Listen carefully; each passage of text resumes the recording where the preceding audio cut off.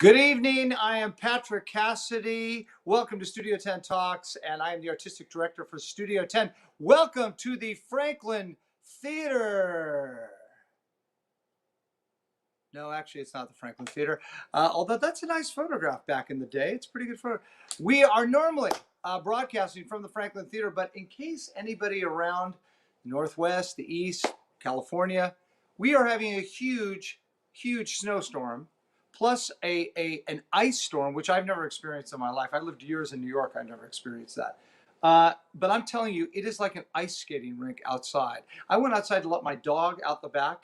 I hit the first stair and I almost broke my back. I can't imagine what the streets are like, but if you're following the news, you see a lot of people sliding, some terrible accidents in Texas. So we're all hunkered down, which explains the nice turtleneck. And I need to get some work done here. But other than that, we're here to have a really great time. We have an incredible show for you tonight. There's so much to talk about, so much to see. But without further ado, I'm going to bring our newest member of the team on tonight. Normally, like I said, we're kind of co-hosts in the Franklin Theater. He is our musical voice. He is my Sundance to my Butch. I am his Bullwinkle to his Rocky. Please welcome to the live stream, Mr. Patrick Thomas. Patrick, how you doing? Hey, pal. Welcome. How's home? You're at the house, right? I'm home. I'm good. I got a glass of wine, which I can't normally do in the theater. So No, we can't. I'm nice black sweater, by the way. I see we're matching. Yes, you got the memo. Yep. First of all, it's so great to have you here because our first two shows in the theater at the Franklin Theater had a little bit of audio difficulty with your microphone, and this is working out perfect so far. I love this. Yep, little bit of a learning curve I think for everybody with the live stream, but this is good. We're comfy, we're happy, we're safe. So all Tell me about your Valentine's Day weekend. By the way, just so you know, my 27th wedding anniversary was this, but in honor of the snow, there's Melissa and I. Okay, just in honor of the snow, our 27th wedding anniversary. What do you think? Congratulations. I had a whole song ready for our live audience for our pre-show. I wanted to dedicate a classic to you. I'm so bummed that we're not doing it live in the theater right now because we had a thing ready for you. But congratulations. That's very, very exciting. And you are engaged. You were trying on, I heard, some suits this weekend. That's right. This was suit try on time and advice to anybody who is planning on getting engaged. Don't get engaged in a pandemic. Apparently it's a common theme, but apparently I gained some weight, and it did not. We were talking about it. I thought it was going to be fine. I did not fit into my suit that was made for me. So I've been told I have some work to do over the next 3 months. But I've also told I'm not alone. That's very common. Oh no, the COVID non-diet. Oh yeah, it's a 10 or 15 pounder. Mm-hmm. Yeah, and it has a lot to do with that glass I brought into the screen. Yeah, yes, of course. Well, such an exciting show tonight, and I believe that you have a little tribute to our guest, do you not? That's right. We've kind of made it, as we've been figuring this duo, this interaction out. One of the things we've done, for those of you who it's your first time, is we've had a tribute at the beginning of each show. So with Kristen Chenoweth, we did something from Wicked. We have our Disney princesses on. I'm sure we'll do some Disney. Yep. And so that's kind of been our MO, and you know what I'm going to do. You have to know what I'm going to do with Mr. Stamos. It goes like this.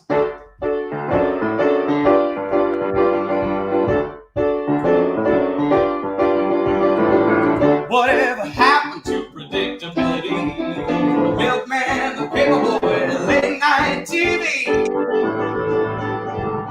Everywhere you look, everywhere there's a heart, a hand alone on two. Everywhere you look, everywhere there's a face of somebody who needs you.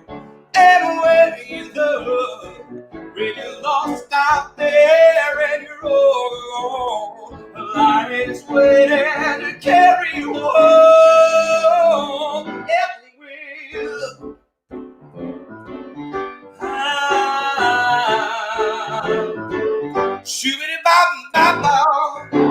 Yo! Awesome, my friend. Well, we'll see you in a little bit, and we have more stuff to bring to Mr. Stamos. Mr. Patrick Thomas, guys. Isn't he fantastic? I'll see you in a bit. See you guys. So, oh man. Well, John, what do you have to say about that? Let me first tell you about our guy. So he's a two-time Emmy Award-nominated television, film, theater actor, and producer.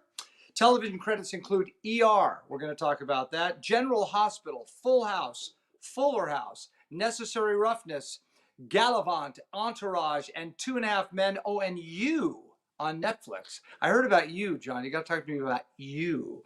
Broadway debut in How to Succeed in Business Without Really Trying. Other Broadway credits include The Best Man with James Earl Jones. Wow.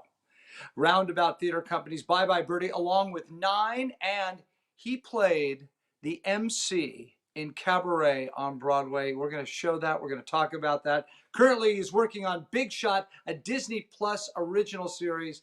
It is an honor. Please welcome Mr. John Stamos. Oh, hey, Patrick. There he is. What? What's so funny? Underneath the little title, Mr. Bayo. I had no idea you were going to appear tonight. Sorry, I got to switch it to Rob Lowe. Hold on. How's it going, man? Good, buddy. We've Look known at each other a you. long time. Did you tell your people that Did I tell them what? we've known each other for a very long time? Oh yeah, no. We're gonna get in. No, we have known each other a real long time, and as much, and we got to work together, and I've been a huge fan. And by the way, nice shot of Elvis in the background. You guys have the same hair. Same hair. Me. I had a commission to just my. Oh, you did. And the picture behind you, that's that on the mantle there. That's yes, that's let me see that. if I can make that happen. Yes, that's my father. That's your father, Jack That Cassidy. is that's from Sardi's. That's his caricature. It so says, cool. "I am lovely," Jack Cassidy. Yeah, and then his Tony Award is to the right. So there we are. And you, my friend, you look great, but you really look like your mother. Are you transitioning as something that I mean, and I mean that as a compliment because your mother's. We look like brother and sister as I've gotten older. How's your mom? Good. She's great. She's 86. She's watching right now. Say hello. Oh, she is good. That's probably the only people watching, right? The Cassidys, Ryan. Yeah, that's it. Yeah. And I love your. Go ahead. I'm sorry. Go ahead. I love your brother David too. I'm sorry that he passed away. It was but a year now or so. No, God, it's been like 3 years. Oh God. Yeah. Amazing. It flies. But thank you, John. I looked at some pictures of you. You guys could have been brothers yourselves. You guys look very similar when you were younger. I think I love you. We did some Beach Boys and David Cassidy shows were great. Some fairs and we had some. Oh yeah. So tell me, how are you? How have you been doing during the pandemic?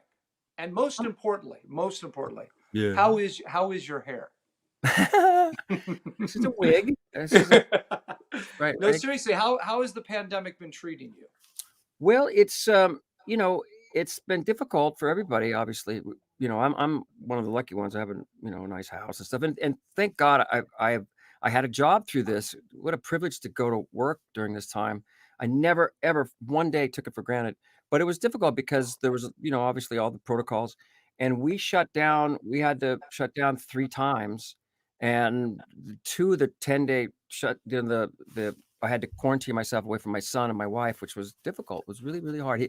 Poor little guy, he would FaceTime. He said, can you cuddle me? Come cuddle me. How old is he? How old is he? 2? He's 42. And cuddling is weird at his age. He's 2.5. Yeah, and he didn't understand. He said, "You got germs, Dad? You got germs?" I said, "No, I don't know yet. We're gonna see." But that part of it was a little tough. But everything else has been okay. But I sure do. And my wife has been incredible.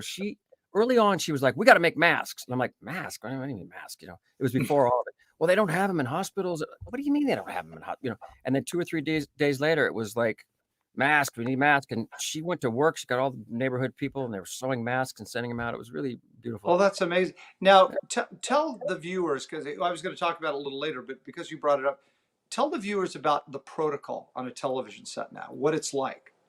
Well, we get tested 3 or 4 times a week. Our show is the Big Shot show is about. I play a basketball coach who gets kicked out of the NCAA because I throw a chair, and I have to sort of work my way back at an all-girls private high school in Laguna, and then you throw David E. Kelley into that thing, and so it's basketball. So the girls tested 3 or 4 times, 5 times sometimes, and we tested about 3 or 4 times. then everybody's in full PPE, and we keep it on until it's time to shoot. So Wow. I And the wore this makeup people, the time. hair people all have to make, oh, Yeah.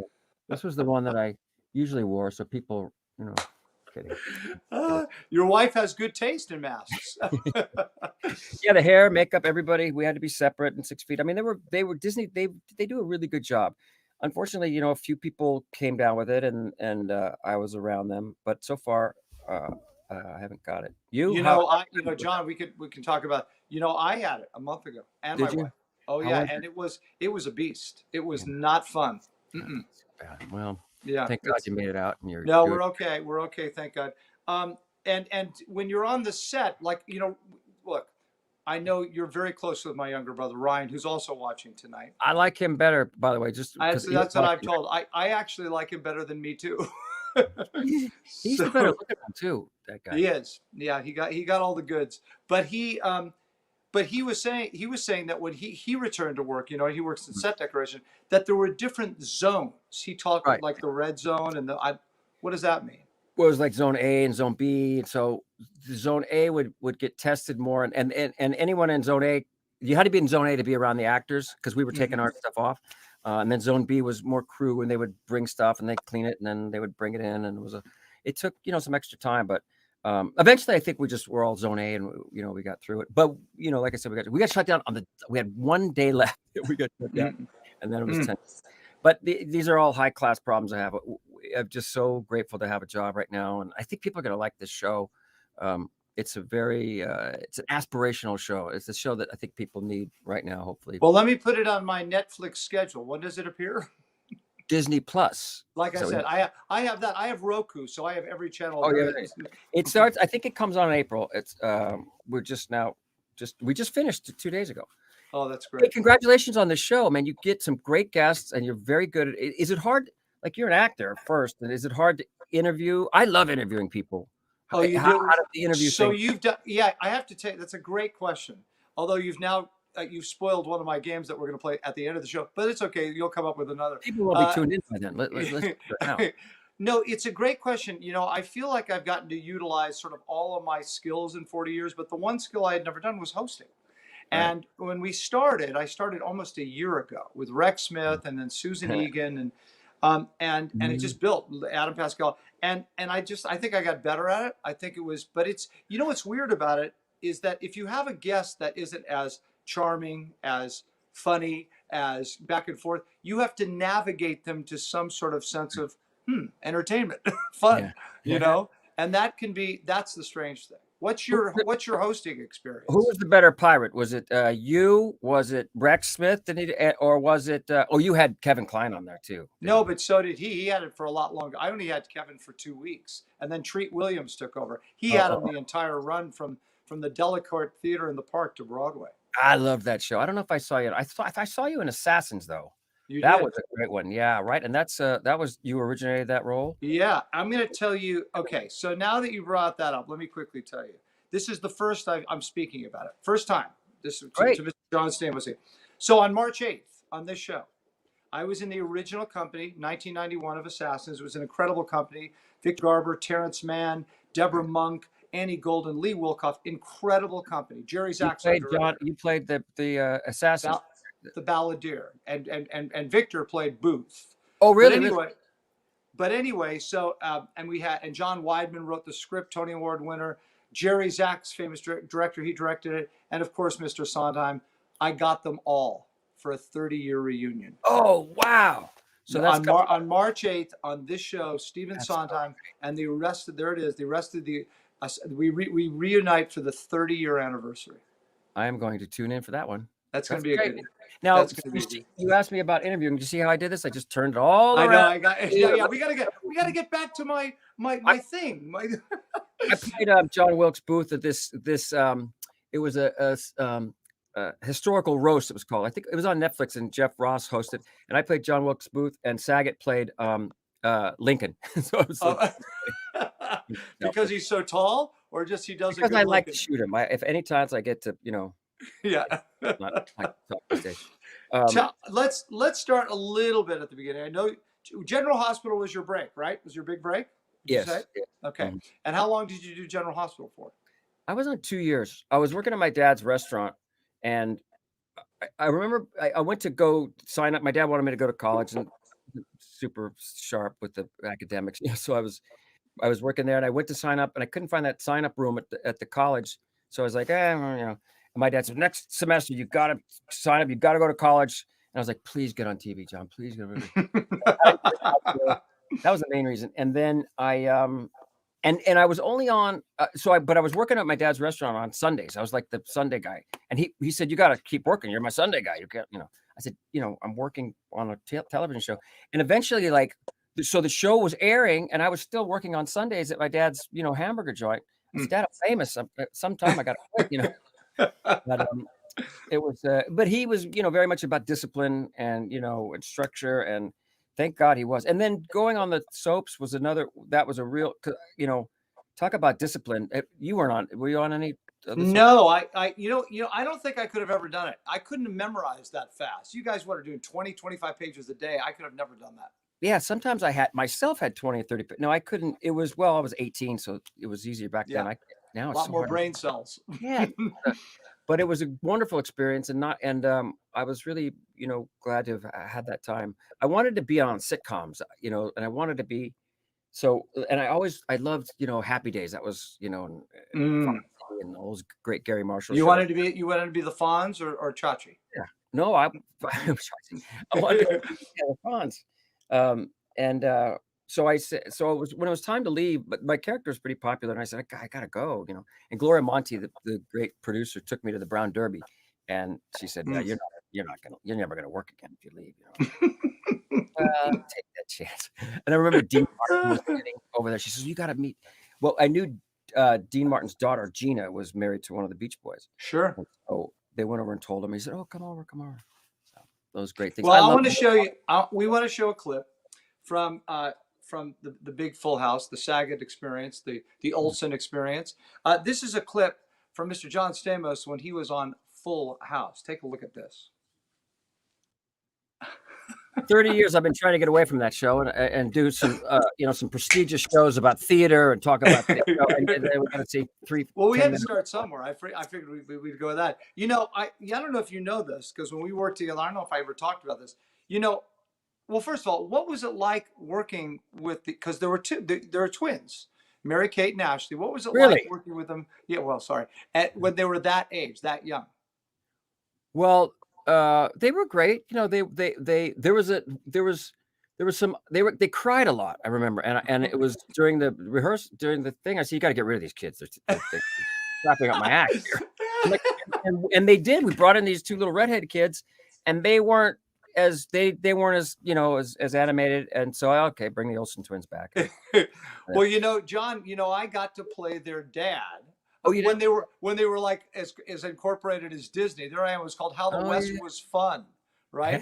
We shot it in Kananaskis and up in Canada, and it was all on horseback. So I played their father, but they had everybody. They had such an entourage, and there you are with them.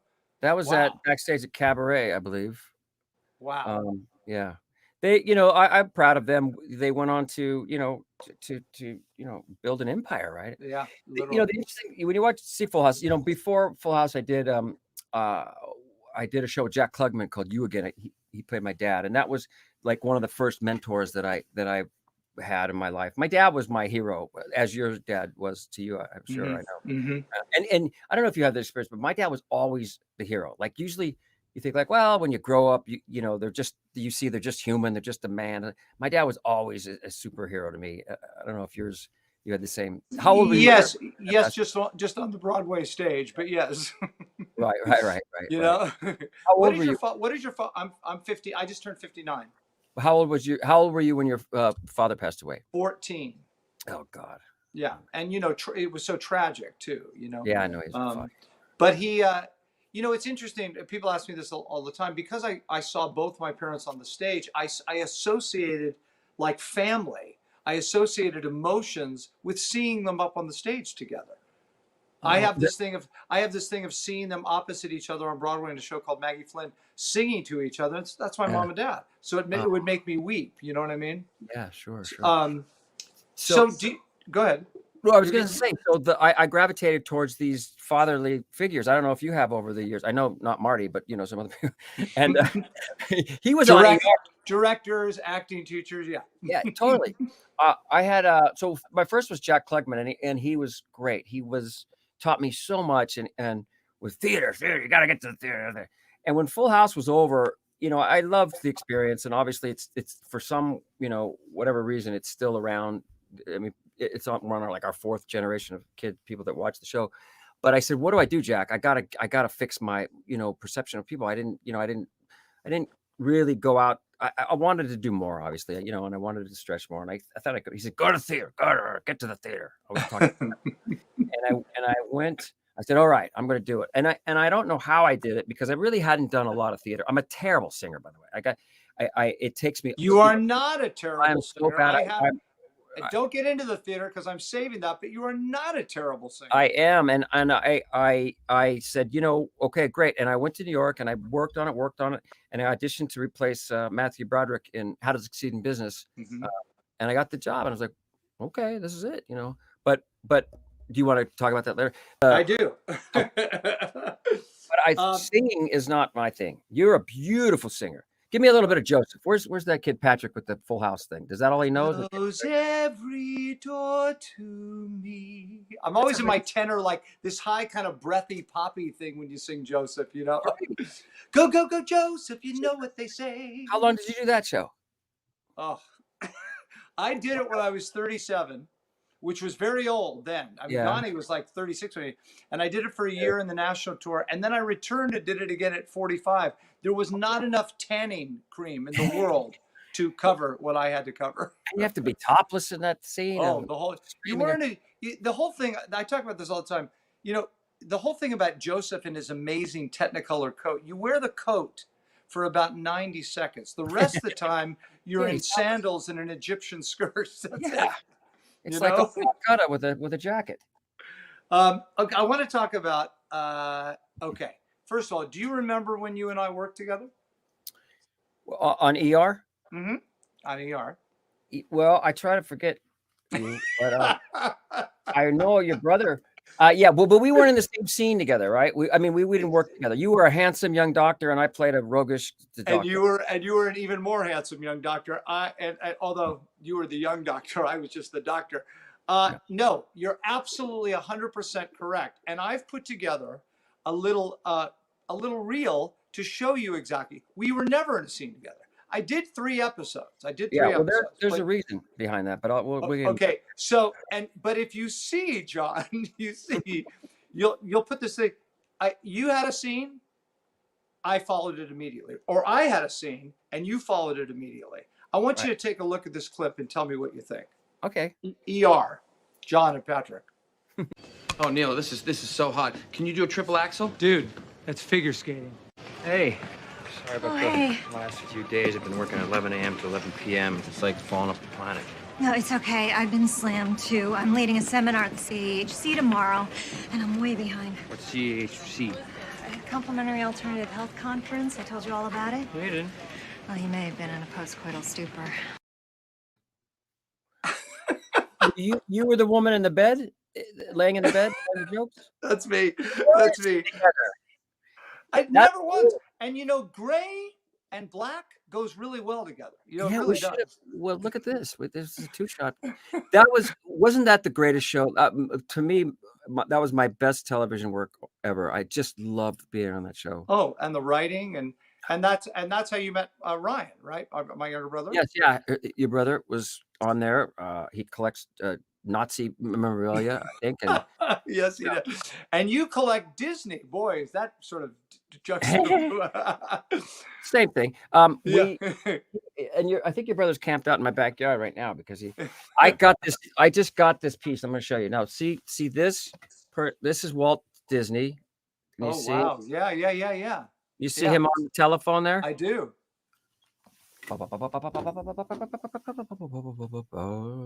Oh my gosh! Holy smokes! Hello, Walt. Yes, he's the less talented of the 4, but I'm talking to him. Okay, thanks. That's a lie. And wait, how do they authenticate? How do you know that's authentic? Why it's not how do they do Before I got it, I talked to the archivist at Disney, and they said, "Well, I don't know. Let me see." And they calls me back. Yeah, we shouldn't have let that out. Kind of thing. that? But my friend Mike Owen, who knew your brother, collected stuff, and I said, I want to collect. He said, what do you like? I said, Disney. The first thing I bought right when eBay started, they were getting rid of a bunch of stuff at Disney, and the actual sign that was on Harbor Boulevard was for sale, and it was like the opening bid was like 30 grand or something. I said, oh, 30 grand, blah, blah, blah. And then about a week later, I was like, I wonder what happened. And Michael Jackson wanted it. It was a big deal because it was this sign, you know. And then I kept looking. I said, "Oh no, I'm winning." I kept refreshing. I call my business.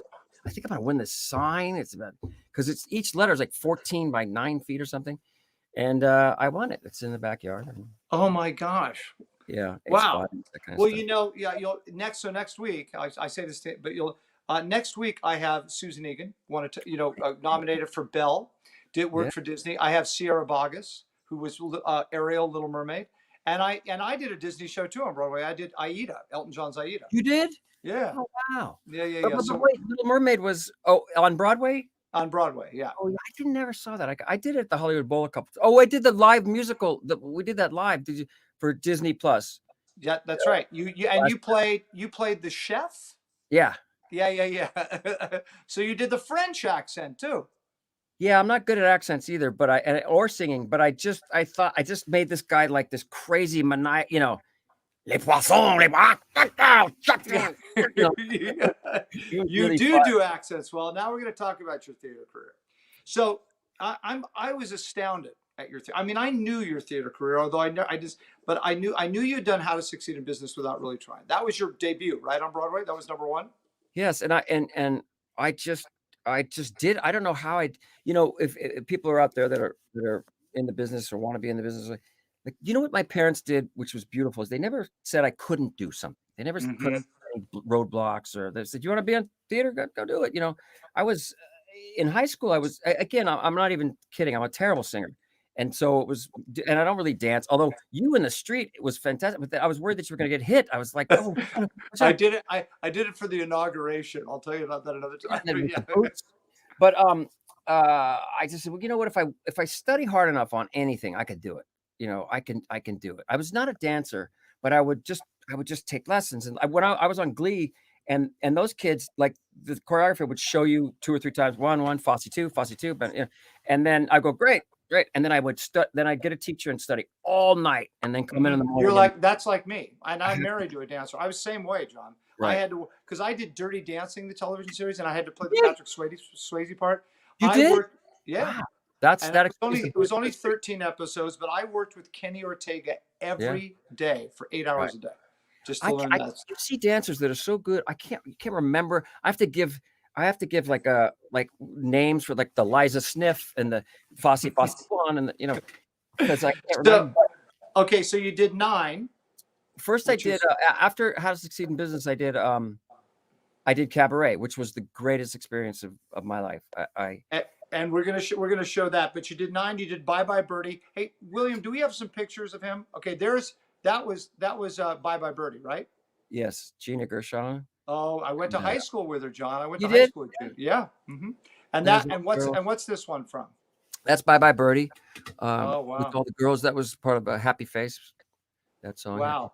And do we have a picture of? Well, we'll say okay. There you are as the MC in Cabaret. Tell us about that experience. Well, I remember they said, "Hey, do you want to come in and do audition for it?" And I was, "What is it?" And I went and saw it, and it was right after Alan Cumming. I think it was Michael, the guy from what's his name, Michael. Mike. Oh yeah, no. Who did Dexter? Yes. Michael C. Hall or something. Yes. Yeah. And I remember sitting in the theater going, "Oh my God, what is this show?" Sam Mendes and Rob Marshall, and I was so blown away. Then it just kind of lived with me. And then there was an opportunity to come in, and I go, I guess. And Rob Marshall came back, and Sam Mendes came back. They were kind of, polishing up the show. And I didn't know what I was going to do. I really didn't. I mean, that character is so, there's just so much going on. It's so complex. But it was somehow it clicked in. I don't know, after a while. And I just loved it. It was one of the best times of my life. And that show was people just loved that show, and I did too. it's and we've had a lot. I mean, I've had a lot of people. I mean, Susan Egan did it. She played Right, she right. and Adam Pascal played the MC. He was on our show a couple times. Let's show our viewers Mr. John I Can't Sing Stamos. Watch this. Watch his theater career. It's incredible. Watch him as the MC.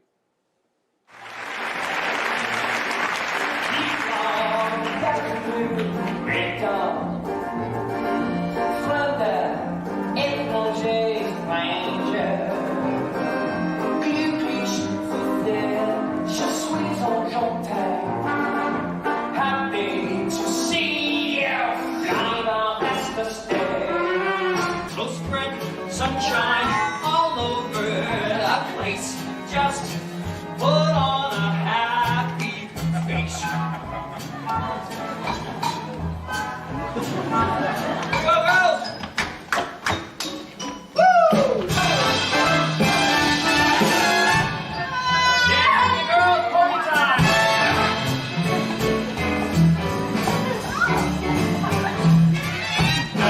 Whoever likes the universe. Get down on his feet and say, read on whatever you think it's okay, even if it's impossible for the patriots. That's all that I want. Oh, yes, God, I come with it's free. Keep forgiving each brother all you can. Oh, aren't you proud of me? In that fraternity.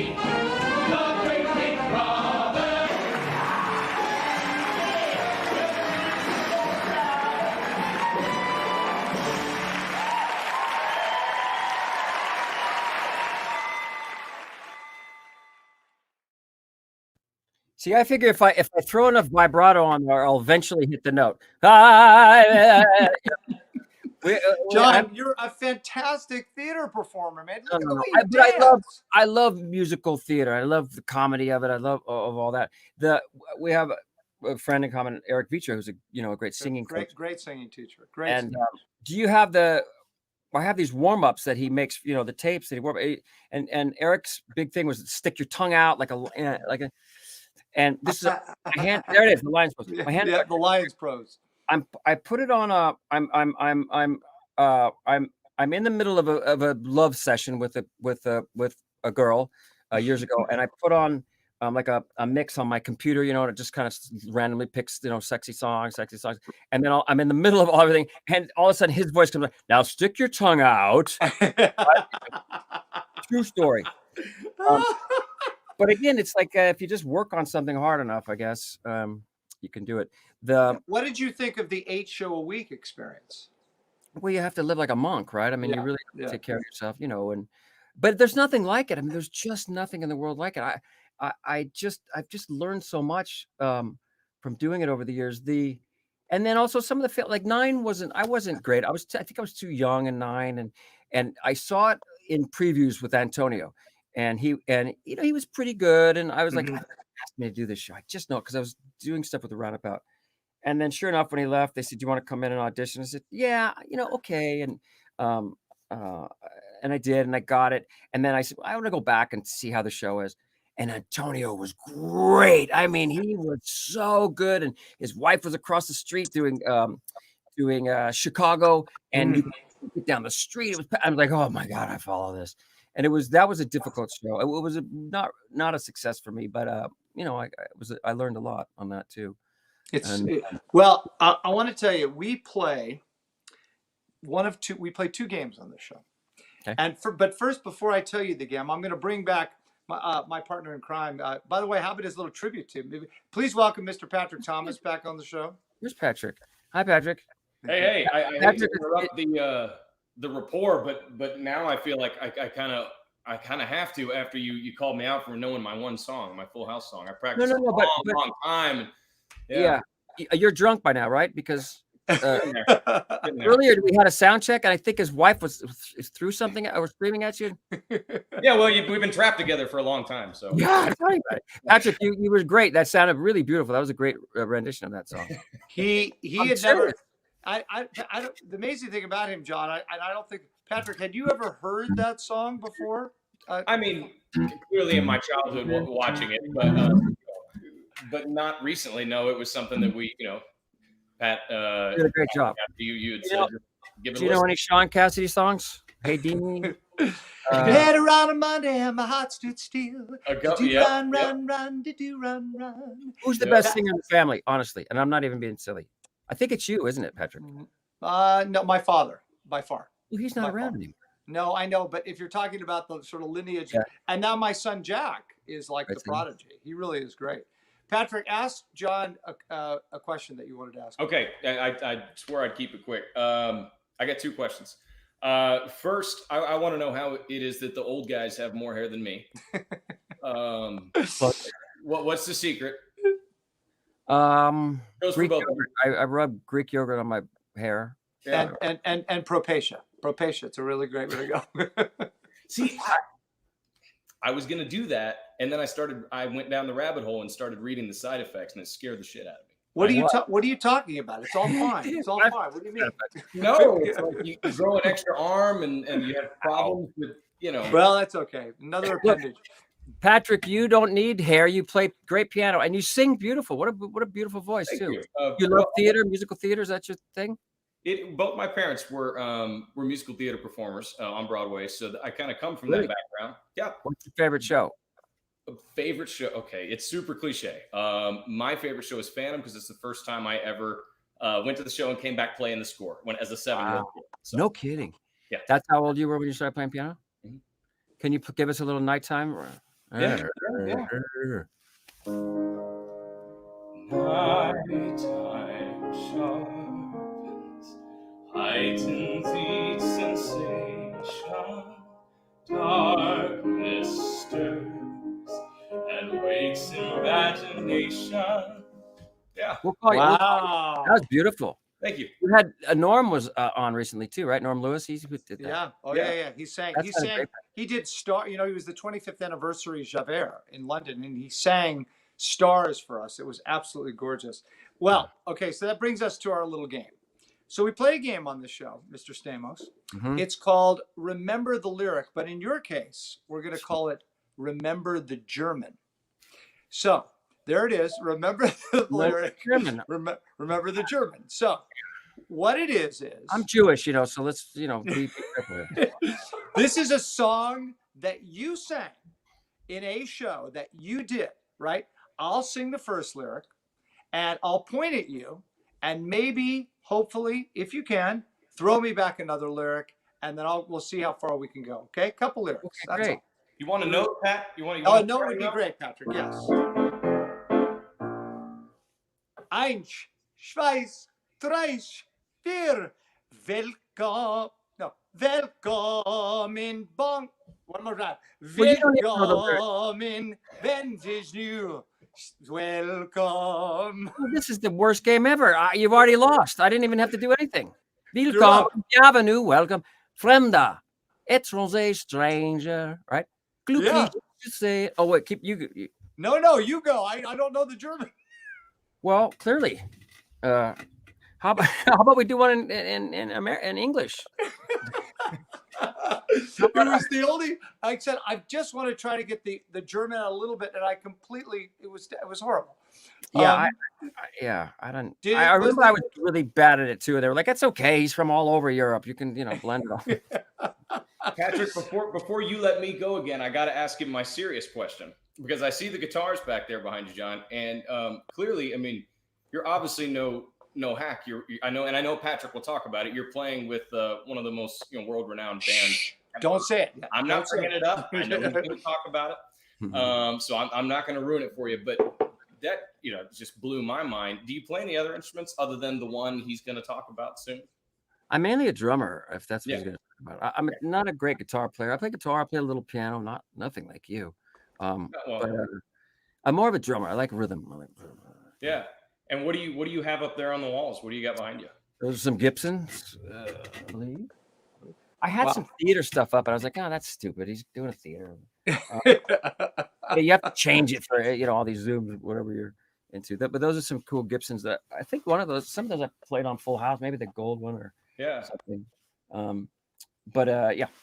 Well, I just admire how many, you know, as somebody who's always wanted to do a little bit of everything, I really, really admire when we were, you know, looking up things that you've done in your career. I was just floored by all the different things and the different genres and the different styles. And that, man, I just, I admire you very much for that.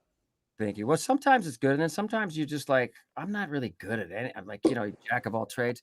But to me, I mean, I think I love to dip into comedy. I love into drama. It's, you know, Patrick, too, you've done so much theater and television. Like you do theater. It's like, oh, I can't wait to get back to TV where we can well, at least to make the money. Then the money is good. Too. I think, but you know, well, thanks. I wish I was better at some things. Well, we're gonna bring Patrick back at the end of the show, and we have a few other things to do. Thank you, Mr. Thomas. Thank you, Mr. Thomas. So I have to say this, and I envy it so much.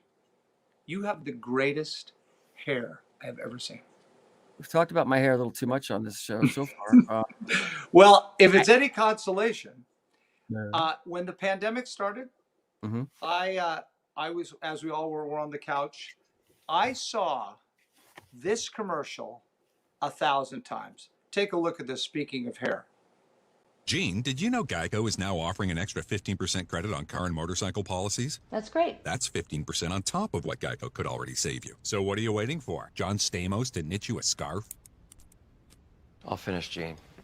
Enjoy. Thank you. I give. The stitch work is impeccable.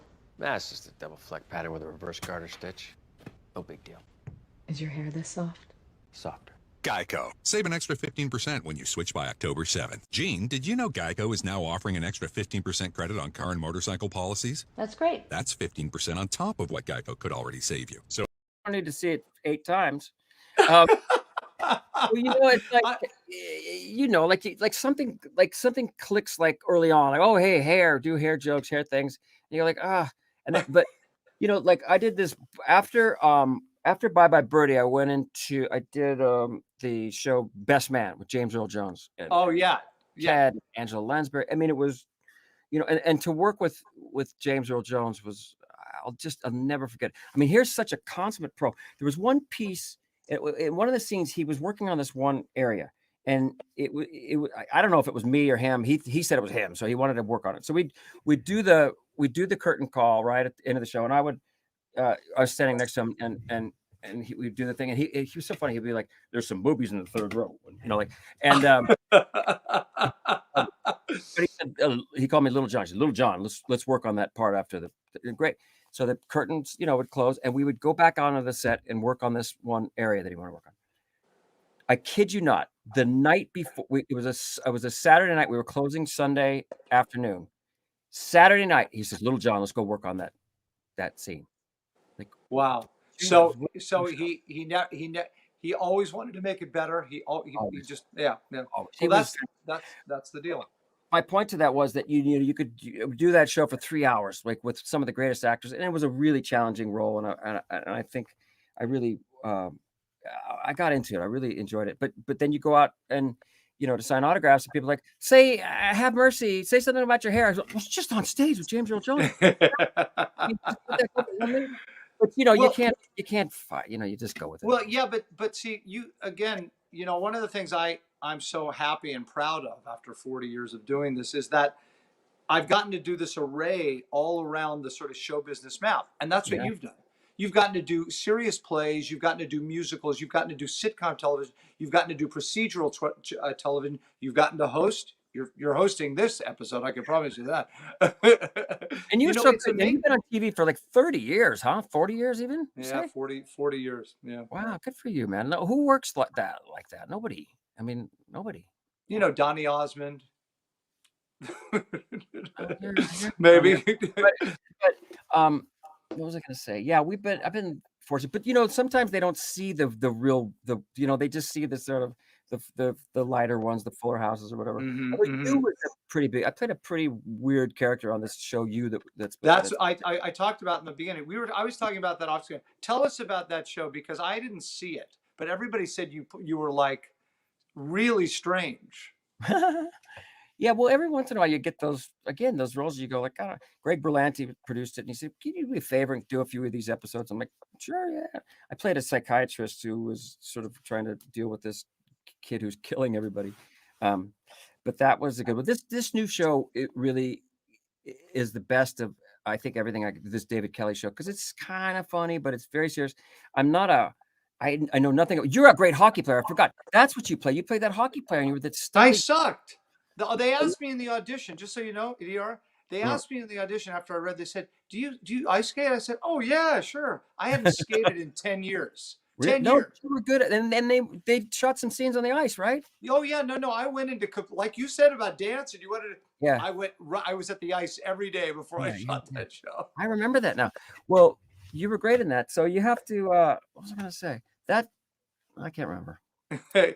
The David Kelley show. I'm no. And when they called, they said, "Hey, you're going to get an offer for this David Kelley show." I said, "Oh my God, David Kelley! Like, yeah, my whole life I've auditioned for him."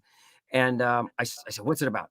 They said, "Basketball." I was like, "Oh no, my heart just sunk." I go, I don't play basketball. I'm not a player, right? I don't play. Do I play? I'm the coach. I said, "Oh God, okay, good." So I dug into it because, and I really study these guys like Bobby Knight, and he's a very complicated, edgy character who has to kind of adapt to this, all-girl high school. And my daughter comes to live with me, and I haven't been a good father. Do you have a premiere? Do you know when it's going to air? Do you have a premiere date? It starts in April. Okay, great. I can't wait. I can't. Did you like working for him? He must be great. Oh yeah. I mean, the way I have in the first episode, I have this monologue about, one of those great locker room speeches, like get out there and do it. And it was just, I did a series in the 80s with Bochco, who, again, like Kelley, same thing. And it was a baseball series. Oh, and really? they built a stadium, and I played left field. Sharon Stone played my wife. Wow. Yeah, a long time ago. Now, I don't know how many people know this. And certainly I want you to talk about it, because I don't know how this came to be. And you talked earlier about being a drummer. You're not just a drummer, you're a great drummer. And you get to play with a very, very famous group. If everybody had love across the USA, then everybody'd be served like California. Okay. How many groups, like, you could just hear that opening lick, and then you hear Mike Love's iconic, nasally, if everybody had, like, so cool. Okay, so I am serious. I've never talked to you about this. I'm sure you get this asked all the time. Please indulge me for a minute. How did that come to be? How did you become the drummer for the Beach Boys? Well, I was, I would come in, and I wasn't the drummer of the Beach Boys by any means, but I was a fan. I love the Beach Boys. Who was your favorite group growing up? Like, who? I was across. I loved Led Zeppelin. I was a huge Led Zeppelin fan, and I was a huge Queen fan. I saw them too. I saw Zeppelin in '75 because of my family. I got backstage passes to all those shows at the Forum. I saw Queen 5 times. I saw Bad Company. I saw Elton at Dodger Stadium. So wow, I would say Zeppelin probably. Can you imagine, by the way, with this Me Too movement, which is fantastic, like these old rock stars, like the stuff that these guys did was terrible. So the Beach Boys were Zeppelin to me, and I grew up loving them. And Mike Love lived, his parents lived a couple of miles away from my house, and I'd ride my bike and look in the window at the gold records. And the first real time I played with them was in Washington D.C. in 1984 at the Monument, and there was a million, like a real million, not a Trump, like a real million people, and Jimmy Page was playing guitar. Yeah. And I was 18 or 19, and I knew the guitar player, Jeffrey Foskett, and he sort of got me into the band. And I was on TV, and Mike Love kind of noticed the girls were screaming, and I slowly just, like, I played the encore, then I played a little more, and then I just started, eventually Dennis Wilson had passed away in '83, and they had 2 drummers, and so I would kind of just slowly, weaseled my way into the band, and I had them on my television shows on the Jack Klugman show first, and then Full House. I always wanted to get their music out to young kids that don't, they're not played on the radio, Genius. So, and we did Kokomo, which was, so my friend Jeff had to go tell Jimmy Page what keys the songs were and what that was about. And he said, "You want to?" I'm like, I'm 18 or 19, I think. And we go in and he offers me a Jack Daniels. And I'm like, oh, no, do you have a light beer? I don't,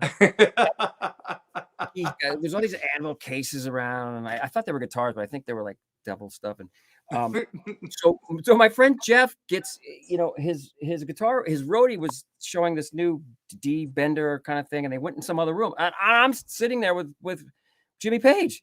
And he goes, what key are we doing? What key is fun? And I said, E flat. I can't fucking solo an E flat. He's yelling at me. I can't solo an E flat. I'm saying, well, I'm sorry, Jimmy. I'm just. And I said, what about Bob Moran? I said, F sharp. I can't fucking solo an F sharp. But, I'm sure you do this too. Like, I'm just talking about all this stuff. Like, I feel like I'm talking about somebody else. Like, what a charmed, beautiful, blessed life I've had. Gosh. Man. I feel the same way. Well, but it's not just because you're a John Stamos that you got to play with the Beach Boys. It's because you're a fantastic drummer. Take a look at this.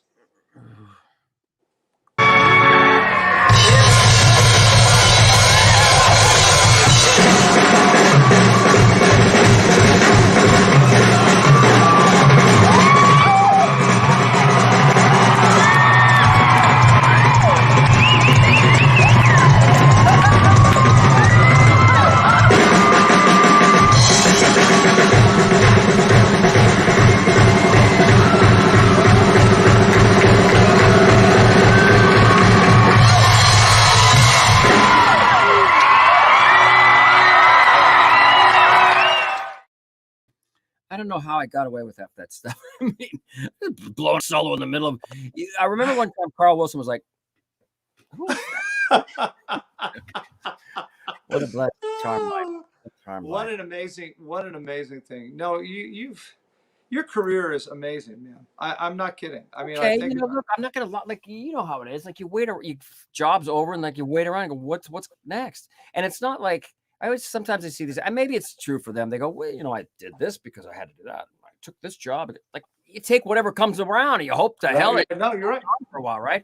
I mean, some of the stuff that I've done, and some I'm sure you have, the things you think are going to be the biggest hits aren't, and then you do like Full House was okay, but now 40 years later, 35, it's right. No, it's I totally get it. And the ones when you're like at Disneyland with your kids and stuff that you want them to remember you for, they never do. Instead, they come out, you were so great with the Olsen twins and how the West was fun. Yeah, right. Did you see? I did this first movie about AIDS called Longtime Companion. Got nominated for Academy Award. Yes. Anyway. It's okay. We're lucky to have a job and to work, right? And that we are. I want to play this last game that we play on the show. Although, quite frankly, you've been doing it the whole night. The name of this game is called You Become the Host. Okay. Okay. Now, you get to ask me one question, any question you want. You're the host, although you've been a terrific host or a co-host with me tonight. So go ahead. Mm-hmm. And this is a game? How is this a game? Tell me, Patrick, do you dye your hair to look like Anderson Cooper, or is it? How does that work? Is that? It was. I was thinking Mike Pence, but no. I started going. Yeah, I started going gray at like 24. Really? And obviously, playing like a college kid, doesn't have white hair. Doesn't really. It's not becoming to a college kid. So I started coloring my hair, going to salons, spending thousands of dollars on salons because you know what happens. You have that, again, the great color. But for me, I would dye my hair dark and it would oxidize to orange. I'd look like something like a clown. So I was constantly working. And finally, at about 35, I was completely gray. And right in my early 40s, I let it go because my age had finally caught up to my hair color. Fascinating. We're going to go to a commercial real fast. Patrick, could you take us out? I use sun in my hair's dyed a little bit now too. I could get gray, but just because I just finished the show. But I used to put sun in my hair when I was a kid because I wanted it blonde hair. I wanted to look like a beach boy. You did? Yeah, it kind of ruined my hair too back then. You are extraordinary, man. This show is really great, isn't it? And I know people really love it because I started after you asked me. And I'm sorry it took me so long to. I started asking people, and they loved it. They loved being on here. Kristen Chenoweth, I hit her up. She's like, "Oh, I love it." So Well, congratulations. do me a favor, because you've been such a great guest and a great host. You really are. Do a shout out to your fans, to our fans, about, because what I say all the time, and I didn't say it at the time, theater now is everybody's, hanging on, breathing like just above the water to try to survive, because we only survive nonprofit by doing shows and by donations. And right now we can't do shows. So I usually, you can see at the bottom of your screen, please support Studio 10 by clicking the donate button, clicking above, or messaging STT to 202-858-1233. Please support us. But we're going to let John Stamos do the shout out because he does it better than me. Well, you just did great. I mean, I can't do it better. I think anybody watching realizes how important this is right now. But it's, it's so hard. Look, I mean, who's got money to be giving? But I mean, there's some wealthy people out there, so you could do it. But I just wish the best for everybody, and certainly our friends in the theater. I think a lot of them are on Cameo. Do you know that? And yes, my friend Adam Pascal does it. Rex Smith does it. Yeah, that's a good one. That's a good one to donate. But also to this. I mean, when are we going to get back to live theater or anything? We gotta. Well, I mean, it's everybody's holding on. We're hoping the summer. We're hoping the fall. Broadway, they say the fall. It all depends on how many people can get vaccinated and how comfortable people feel actually going back to the theater. Yeah. I did a few concerts with the Beach Boys at drive-in theater, a few months ago, and boy, people just needed to hear. Even though they were in their own cars, and instead of clapping, they were honking, which is weird. But they just needed to be in a community celebrating art, and some music. By the way, who's in the band now? Who are the guys now? Just me. I just play that drum solo for an hour and a half. That's all I need. I'm going to donate some money to this right now. What do? You click on this thing? Yeah. Press the button. You've already donated your time. And this is the theater there in Tennessee, where your theater there, right? Yeah. It's the nonprofit here in Tennessee, in Franklin, Tennessee. Nice. Can we see more of your house? Because it. Oh my, sure. Or is that a set? Is that? I can show you a little bit. Hold on, let me not drop this. So if we turn around, there's my wife. That's my wife. Isn't she beautiful? Wow, that's a painting of her. There's my kids that when they were younger. Who's with your wife there? Yeah, that's the guy with the orange hair. I told you when it oxidizes. Over on this side, I told you the Tony Award. My father back there. There's my sons again. Another painting. And if you go down there, we have just a bunch of stuff. Although this is really fun, John. I haven't gotten to do this. I'm I'm tech feeble, but I'm now starting to learn things. So you have to, right? Yeah, you have to. Hey, is Patrick coming back? The other kid? Yeah, I'm going to bring him back right now. Please welcome Mr. Sundance Kid, Mr. Patrick Thomas. Patrick and the Sundance Kid. There he is. How many wines have you had, Patrick? How many glasses? I got cut off at 2. His fiance says no more. She dropped something. If it makes you feel better, I've gained it's that. So you bought the suit and then it didn't fit, or how? Tell me about that. So I never spent a bunch of. This is the first time you figure you're getting married. Okay, I'm really gonna put some money down on a suit. So I never really spent a bunch of money on a suit. And I went to one of my musician buddies here in Nashville, and he said that you got to go to this guy. He did all nudies. These people suits. Yeah. Gotta go to these. And so I go there and spent more money than I ever thought I would on a suit. Yeah. And they made it very, very very form fitting. and yeah, so I went to try it on. He goes, well, you got 3 inches, but ideally you can just lose that by the wedding. I said, okay. I think they made it too tight personally. That's my John, I cannot thank you honestly enough for doing this for us. It's an honor. Thank you guys. I've loved you, Patrick, and your family. And now I love the new Patrick, and I hope you do okay. I got some suits if you want to borrow them too. Love to your family. Congratulations on being a father to your son, 2.5. It's an awesome thing, man. Thank you. And again, an honor. Thank you for doing this. It's a huge help to us. Huge. Good luck. God bless. Get a Broadway show, as we say, and donate to this down here. I'm going to do that right now. Not very much, but I'm going to do it. You're awesome. Take care of yourself, pal. We'll speak soon. Thank you. John Stamos. Patrick, what did you think of that? That was incredible. I wish like I said, I hate to interrupt you guys. The rapport and the chemistry between the two of you guys was just he's remarkable. You know, he's the first guest I had he's so smart and he's so funny, but he's the first guest who at any given time he could take over as the host. He was so like, you know, I was like, wow, this is fantastic. I don't need this job. You know, he's someone that I feel like that's people ask you, who would you like to have lunch with? And even after this, I want to go have lunch with John Stamos. He's great. And he's kind. And yeah, he's great. He's great. So listen, let me talk about next week's show. So I said it earlier. So next week we will be back, hopefully at the Franklin Theater. There will not be another ice storm or another snowstorm, and we won't be snowed in. And we are going to welcome, I'm so excited, Susan Egan, she was the second guest on the show almost a year ago. The original, there they are, Susan Egan, Sierra Boggess. Susan was the original Belle in Beauty and the Beast, was nominated for a Tony. Sierra was the original Ariel in Little Mermaid on Broadway. These are Tony nominees. These are incredibly, beautiful women, but incredibly talented women, singers. And Susan, we're going to have her live in the Franklin Theater. She's going to sing because we have 20 VIP people in that 300-seat theater who are great donators to our Studio 10. And then Sierra, we're going to live stream her in from New York City. It's going to be the two Disney princesses, and I got to do Aida for a Disney show, so we're going to talk about Disney on Broadway. It's going to be a great thing. And you're going to sing. We're going to have you there, my friend, singing. So it's going to be a fantastic show.